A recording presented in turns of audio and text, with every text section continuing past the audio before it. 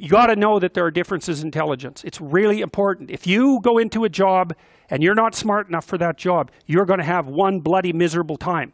And you're going to make life wretched for the people around you because you won't be able to handle the position. And as you climb hierarchies of competence, the demand on fluid intelligence increases.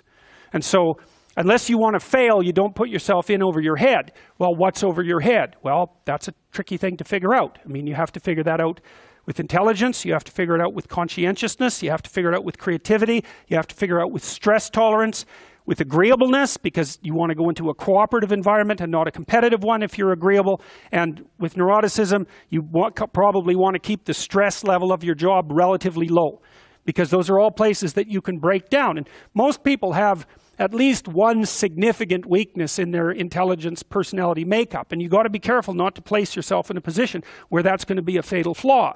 But what you really want to do, as far as I can tell, if you want to maximize your chances for both success and let's say well-being, is you want to find a strata of occupation in which you would have an intelligence that would put you in the upper quartile.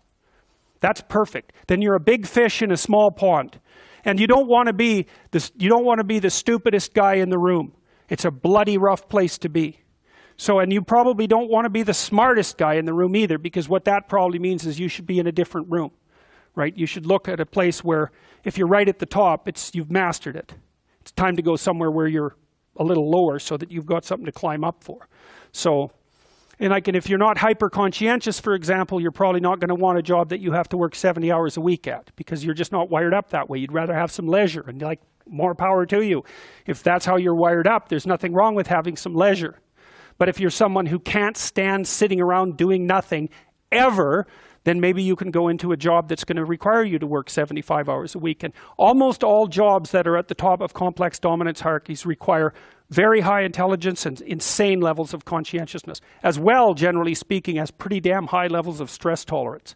You know, because that can knock you out too, because there's going to be sharp fluctuations in your career, generally speaking, at the higher levels of a structure, and you have to make very complicated decisions, often with very short time horizons.